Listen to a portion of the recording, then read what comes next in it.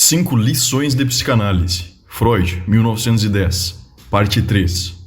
Senhoras e senhores, nem sempre é fácil dizer a verdade, especialmente quando é preciso ser breve. Por isso devo corrigir uma inexatidão que expressei na última conferência. Eu lhes disse que, tendo renunciado à hipótese, insistia para que os pacientes me informassem tudo o que lhes ocorria acerca do problema que abordávamos, pois sabiam, de fato, o que se achava supostamente esquecido, e o que lhes ocorresse certamente conteria o que se buscava. E, efetivamente, descobria que a primeira coisa que lhes vinha à mente trazia o esperado e demonstrava ser a esquecida continuação da lembrança. Bem, isso não é inteiramente correto. Eu o expus desse modo simplificado para manter a concisão. Na realidade, somente nas primeiras vezes acontecia de o que fora mesmo esquecido se apresentar por mera insistência minha. Continuando com o procedimento, sempre vinham coisas que não podiam ser as corretas, pois não se adequavam ao contexto e os próprios pacientes as rejeitavam como incorretas. A insistência não ajudava e parecia um erro haver abandonado a hipnose. Nessa fase de perplexidade, agarrei-me a um preconceito que teria sua legitimidade científica demonstrada por Jung e seus discípulos de Zurique, anos depois. Devo dizer que pode ser útil, às vezes, ter preconceitos. Eu tinha em alta conta o rigor do determinismo dos processos psíquicos e não podia crer que um pensamento que o paciente produzia num estado de extrema atenção fosse completamente arbitrário e sem relação com a ideia esquecida que procurávamos. O fato de que não era idêntico a essa podia ser explicado satisfatoriamente a partir da situação psicológica postulada. No doente em tratamento atuavam duas forças contrárias. De um lado, seu esforço consciente em atrair o material esquecido presente no inconsciente para a consciência. De outro, a resistência nossa conhecida, que se opunha a que o reprimido e seus derivados se tornassem conscientes. Se tal resistência era igual a zero ou muito pouca, o esquecido se tornava consciente sem deformação. Logo, era plausível supor que a deformação do que era buscado resultaria tanto maior quanto maior fosse a resistência a que ele se tornasse consciente. O pensamento aparecido no lugar do que era buscado havia ele mesmo se originado como um sintoma, portanto. Era uma nova formação substitutiva, artificial e efêmera, para o que fora reprimido, e tanto mais diferente desse quanto maior a deformação que ele sofrera por influxo da resistência. Mas ele tinha de mostrar certa semelhança com o que era buscado, devido à sua natureza de sintoma. E, se a resistência não era muito forte, devia ser possível, a partir do pensamento surgido, chegar ao que era buscado. O pensamento tinha de ser, em relação ao elemento reprimido, como que uma alusão, uma representação dele em discurso indireto. Conhecemos, no âmbito da vida psíquica normal, casos em que situações análogas àquela que supusemos produzem resultados também semelhantes. Um caso assim é o do xiste. Os problemas da técnica psicanalítica fizeram com que eu também me ocupasse da técnica de formação dos xistes. Vou lhes dar apenas um exemplo desse tipo, aliás, uma anedota em língua inglesa. A piada diz o seguinte: 2 negociantes pouco escrupulosos haviam conseguido, mediante uma série de empreendimentos ousados, acumular uma grande fortuna e então se esforçavam por serem acolhidos na boa sociedade. Entre outras coisas, pareceu-lhes conveniente se fazerem retratar pelo mais caro e eminente pintor da cidade, cujos quadros eram considerados verdadeiros acontecimentos. Numa grande soirée foram apresentadas as caríssimas pinturas, e os 2 anfitriões conduziram pessoalmente o mais prestigioso crítico e conhecedor de arte até o local do salão onde se achavam pendurados os 2 retratos, a fim de escutar sua opinião maravilhada. Ele contemplou longamente os quadros, balançou a cabeça, como se notasse a ausência de algo, e perguntou, apontando para o espaço vazio entre os 2 quadros: "And where is the Savior?" E onde está o Salvador? Vejo que todos riem dessa boa piada. Vamos buscar compreendê-la juntos. Entendemos que o conhecedor de arte quer dizer: vocês são 2 velhacos, exatamente como aqueles entre os quais o Salvador foi crucificado. Mas ele não diz assim. Em vez disso, expressa algo que, à primeira vista, parece inadequado e fora de contexto, mas que no momento seguinte percebemos como alusão ao insulto que tinha em mente e como substituto perfeito para este.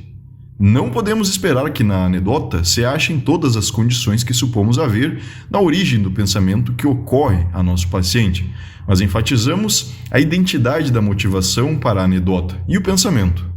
Por que o crítico não fala diretamente aos dois velhacos o que gostaria de lhes dizer? Porque bons motivos contrários estão presentes nele, além de sua vontade de lhes dizer isso na cara. Não deixa de ser arriscado ofender pessoas que nos recebem e que dispõem dos vigorosos punhos de uma extensa criadagem.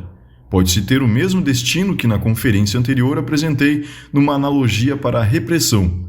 Por essa razão, o crítico não expressa diretamente o insulto imaginado, e sim de forma distorcida, como uma alusão com omissão. E a mesma constelação se deve, a nosso ver, que o paciente produza, em vez da ideia esquecida que buscamos, um pensamento substitutivo, mais ou menos distorcido.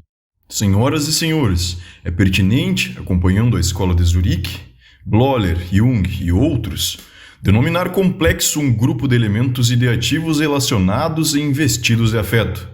Vemos, assim, que, se partimos do que um paciente ainda se recorda para chegarmos a um complexo reprimido, temos toda a probabilidade de descobri-lo se o paciente nos oferecer um número suficiente de seus pensamentos espontâneos. Assim, deixamos o doente falar o que quiser, atendo-nos ao pressuposto de que só poderá lhe ocorrer o que indiretamente se relacionar ao complexo buscado. Se este caminho para chegar ao reprimido lhes parecer muito trabalhoso, posso lhes garantir, contudo, que é o único praticável. No emprego dessa técnica, somos estorvados pelo fato de que muitas vezes o doente põe-se a hesitar, afirma que não tem o que dizer, que nada lhe ocorre absolutamente. Se assim fosse e ele tivesse razão, nosso procedimento se revelaria deficiente. No entanto, uma observação mais atenta mostra que os pensamentos espontâneos nunca deixam de surgir. Isso parece ocorrer porque o doente retém ou afasta de si a ideia percebida, sob o influxo das existências que se travestem de variados juízos críticos sobre o valor daquele pensamento. O modo de se resguardar disso é predizer essa conduta e solicitar ao paciente que não se preocupe com essa crítica. Ele deve, renunciando completamente a uma seleção crítica, falar tudo o que lhe vier à mente, mesmo que o considere errado, despropositado, sem sentido, e sobretudo quando lhe for desagradável ocupar-se daquele pensamento. Seguindo esse preceito, garantimos um material que nos põe na trilha dos complexos reprimidos. Esse material dos pensamentos espontâneos que o doente rejeita com desdém quando é influenciado pela resistência e não pelo médico, representa para o psicanalista um minério do qual, com o auxílio de algumas simples artes de interpretação, ele extrai o conteúdo de metal valioso.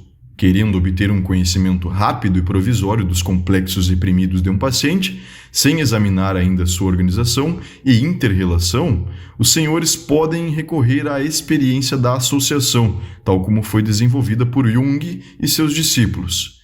Esse procedimento alcança para o psicanalista o mesmo que a análise qualitativa para o químico.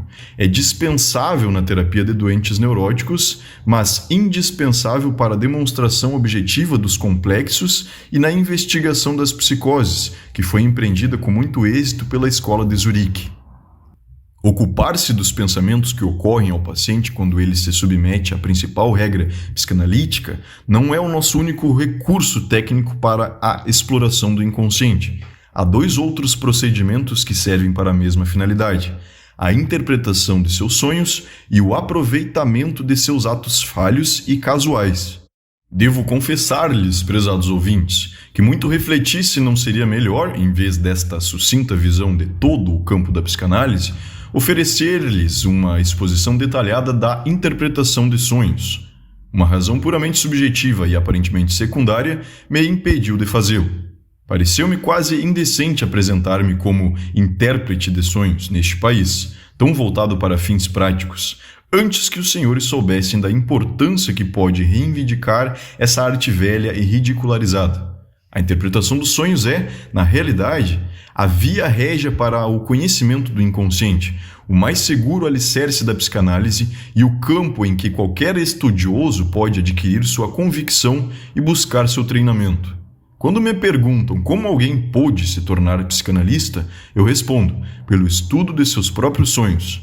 Com perfeito discernimento, todos os oponentes da psicanálise evitaram, até hoje, apreciar a interpretação dos sonhos ou buscaram superá-la com as mais rasas objeções. Se, ao contrário deles, os senhores forem capazes de admitir as soluções para os problemas da vida onírica, então as novidades que a psicanálise propõe ao seu pensamento já não oferecerão dificuldades. Não devem esquecer que as nossas produções oníricas noturnas exibem, por um lado, enorme semelhança exterior e parentesco interior com as criações da doença psíquica e, por outro lado, são também compatíveis com a plena saúde da vida de vigília. Não é paradoxal afirmar que quem vê as ilusões sensoriais, ideias delirantes e mudanças de caráter normais com espanto, em vez de compreensão, não tem perspectiva de entender as formações anormais dos estados anímicos patológicos, senão como um leigo. Os senhores podem tranquilamente incluir entre esses leigos quase todos os psiquiatras de hoje. Queiram agora acompanhar-me numa breve excursão pela área dos problemas do sonho.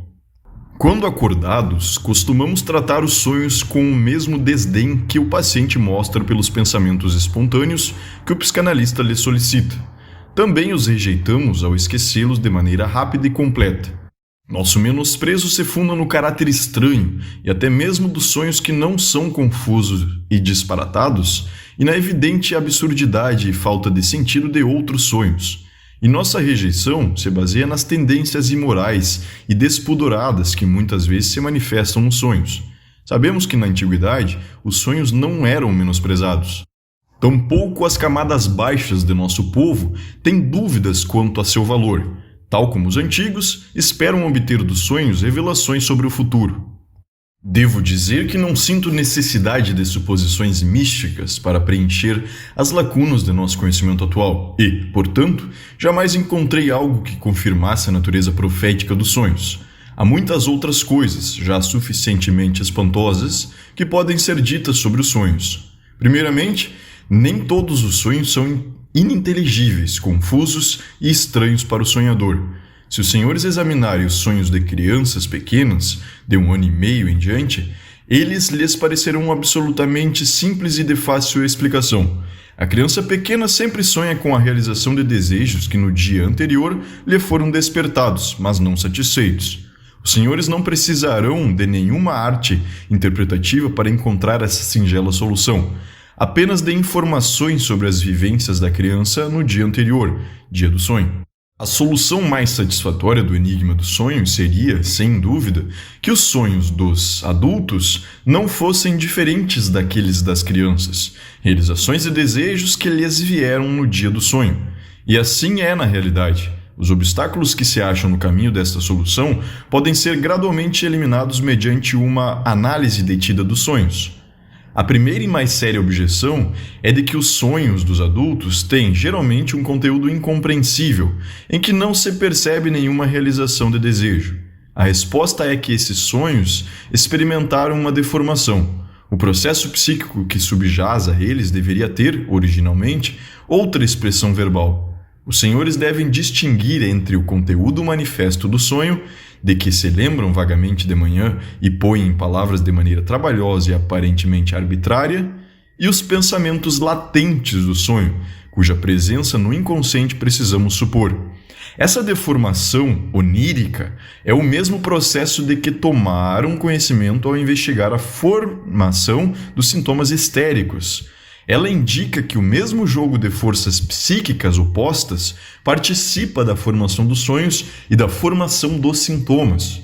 O conteúdo manifesto do sonho é o sucedâneo deformado dos pensamentos oníricos inconscientes, e tal deformação é obra de forças defensivas do eu, de resistências que impedem os desejos reprimidos do inconsciente de terem acesso à consciência na vida diurna, mas, embora reduzidas durante o sono, ainda são fortes o bastante para obrigá-los a se disfarçar, de modo que o sonhador não entende o sentido de seus sonhos, como o histérico não percebe as relações e o significado de seus sintomas.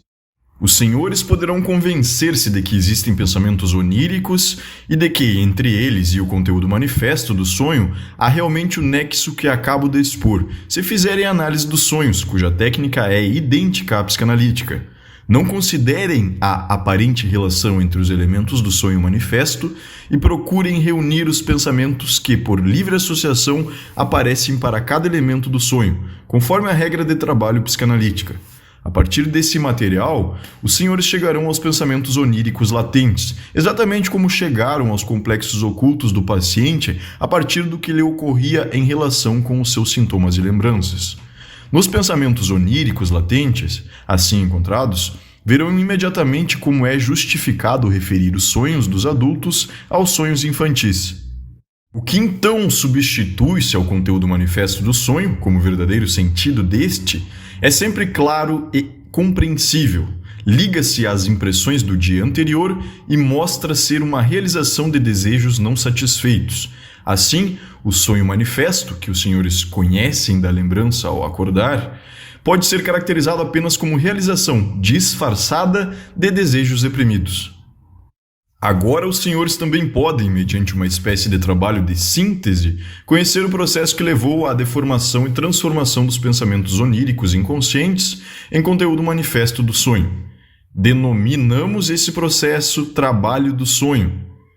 Ele merece nosso pleno interesse teórico, pois sobretudo nele podemos estudar os insuspeitados processos psíquicos que são possíveis no inconsciente, ou melhor, entre dois sistemas psíquicos diferenciados como o consciente e o inconsciente. Entre esses processos psíquicos descobertos, sobressaem o da condensação e o do deslocamento. O trabalho do sonho é um caso especial dos efeitos recíprocos de diferentes grupamentos psíquicos, ou seja, das consequências da cisão psíquica, e parece ser idêntico, no essencial, ao trabalho de deformação que transforma os complexos reprimidos em sintomas, na repressão malograda. Além disso, os senhores se admirarão ao descobrir na análise dos sonhos e, da maneira mais convincente dos seus próprios, o papel enorme insuspeitado que as impressões e vivências dos primeiros anos da infância têm no desenvolvimento do indivíduo. Na vida onírica, a criança como que continua a existir na pessoa, mantendo todos os desejos e características, inclusive os que se tornaram imprestáveis na vida adulta. De forma imperiosa se apresentarão aos senhores os desenvolvimentos, repressões, sublimações e formações reativas mediante os quais resulta, de uma criança de tão diferentes propensões, o assim chamado indivíduo normal, que é portador e, em parte, vítima da civilização penosamente alcançada. Também desejo lhes assinalar que, pela análise dos sonhos, podemos notar que o inconsciente se utiliza, especialmente para a representação de complexos sexuais, de um simbolismo determinado, que em parte varia individualmente, mas também é fixado em formas típicas e que parece coincidir com o simbolismo que conjeturamos haver em nossos mitos e fábulas. É possível que tais criações dos povos venham a ser esclarecidas através dos sonhos. Por fim, devo-lhes admoestar que não se deixem levar pela objeção de que o aparecimento de sonhos angustiados contradiz nossa concepção do sonho como realização de desejos. Sem considerar que também esses sonhos angustiados necessitam de interpretação antes de serem julgados, devemos dizer, em termos bastante gerais, que a angústia não se liga tão simplesmente ao conteúdo do sonho, como se pode imaginar sem maior conhecimento das condições que determinam a angústia neurótica. A angústia é uma das reações negativas do eu em relação a desejos reprimidos que se tornaram fortes, e por isso também é explicada facilmente no sonho, quando a formação do sonho se pôs demasiadamente a serviço da realização desses desejos reprimidos. Como veem, a indagação sobre o sonho já se justificaria pelos esclarecimentos que traz sobre coisas que de outro modo dificilmente saberíamos, mas chegamos a ela com o tratamento psicanalítico dos neuróticos. Após o que foi dito, os senhores compreendem como a interpretação dos sonhos, se não é muito dificultada pelas existências do paciente, leva ao conhecimento de seus desejos ocultos e reprimidos e dos complexos por esses alimentados, e posso agora abordar o terceiro grupo de fenômenos psíquicos, cujo estudo também se tornou recurso técnico da psicanálise. Trata-se dos pequenos atos falhos de indivíduos, tanto normais como neuróticos, aos quais não se costuma dar importância. O esquecimento de coisas que podem saber e às vezes sabem realmente. Por exemplo, a momentânea dificuldade em recordar um nome. Os lapsos verbais em que todos incorremos, os lapsos análogos quando se lê ou se escreve, as atrapalhações ao realizar tarefas simples, o ato de perder ou quebrar objetos, etc. Coisas para as quais normalmente não se busca uma determinação psicológica e que se deixa passar sem questionamento, como eventos casuais, consequências de distração, desatenção e circunstâncias similares. Há também os atos e gestos que as pessoas executam sem perceber e tampouco sem lhes atribuir valor psíquico, como brincar ou mexer com objetos, trautear melodias, tocar em partes do corpo ou da própria roupa, etc. Essas pequenas coisas, os atos falhos e ações sintomáticas e casuais, não são desprovidas de significado, como as pessoas em geral, numa espécie de acordo tácito, se dispõem a crer. São perfeitamente significativas, podem ser interpretadas com facilidade e segurança, a partir da situação em que ocorrem, e verifica-se que também expressam impulsos e intenções que devem ser postos para trás, escondidos da própria consciência, ou que procedem dos mesmos complexos e desejos reprimidos que já conhecemos como criadores dos sintomas e formadores dos sonhos. Merecem ser vistas como sintomas, portanto, e o seu exame, assim como o dos sonhos, pode conduzir ao desvelamento do que se acha oculto na psique. Por meio delas, o indivíduo geralmente revela seus mais íntimos segredos. Quando acontecem de modo bastante fácil e frequente, mesmo na pessoa sã, que costuma ter êxito na repressão de seus impulsos inconscientes, devem isso ao seu caráter trivial e discreto, mas podem reivindicar um alto valor teórico, pois nos demonstram a existência da repressão e da formação substitutiva, mesmo em condições de saúde. Os senhores já percebem que o psicanalista se distingue pela rigorosa crença no determinismo da vida psíquica. Para ele não existe nada pequeno, nada arbitrário ou casual nas manifestações da psique. Ele sempre espera encontrar uma motivação suficiente, ali onde habitualmente não há essa expectativa. Mais ainda, dispõe-se a achar uma motivação múltipla para um só efeito psíquico, enquanto nossa exigência de causalidade, que se supõe inata, declara-se satisfeita com uma única causa psíquica. Se agora os senhores reunirem todos os meios que possuímos para o desvelamento do que se acha oculto, esquecido, reprimido na psique, o estudo dos pensamentos do paciente evocados na associação livre, dos seus sonhos e dos seus atos falhos e sintomáticos, se juntarem a isso a utilização de outros fenômenos que ocorrem durante o tratamento psicanalítico, sobre os quais farei depois algumas observações ao abordar a transferência, chegarão comigo à conclusão de que nossa técnica já tem eficácia bastante para realizar sua tarefa, para levar à consciência o material psíquico patogênico e assim eliminar o sofrimento ocasionado pela formação de sintomas substitutivos. O fato de, em nosso esforço terapêutico, enriquecermos e aprofundarmos o conhecimento da vida psíquica das pessoas doentes e das normais, deve apenas ser considerado um atrativo e uma vantagem particulares desse trabalho. Não sei se tiveram a impressão de que a técnica cujo arsenal acabo de lhes mostrar é particularmente difícil. Penso que é inteiramente adequada ao material com que tem de lidar. Certamente não é óbvia, tem de ser aprendida, tal como a técnica histológica ou cirúrgica.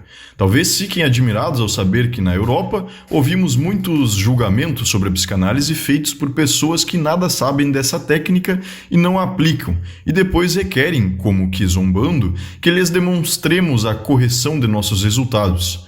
Também há entre esses opositores, sem dúvida, pessoas para as quais o modo de pensamento científico não é desconhecido normalmente, que não rejeitariam o resultado de um exame microscópico, porque não se pode confirmá-lo no preparado anatômico a olho nu, nem antes de formar elas próprias um juízo sobre a questão com auxílio do microscópio. No tocante à psicanálise, porém, as condições são realmente mais desfavoráveis ao reconhecimento. A psicanálise busca levar o que se acha reprimido na psique ao reconhecimento consciente, e todo aquele que a julga é ele próprio um ser humano que tem essas repressões, mantidas talvez a duras penas. Portanto, ela deve provocar nele a mesma resistência que desperta nos doentes, e para esta é fácil mascarar-se de rejeição intelectual e aduzir argumentos semelhantes àqueles que rebatemos em nossos pacientes com a regra psicanalítica fundamental. Assim como em nossos pacientes, também em nossos adversários, podemos constatar com frequência uma clara influência afetiva sobre a capacidade de julgamento, no sentido de que é debilitada.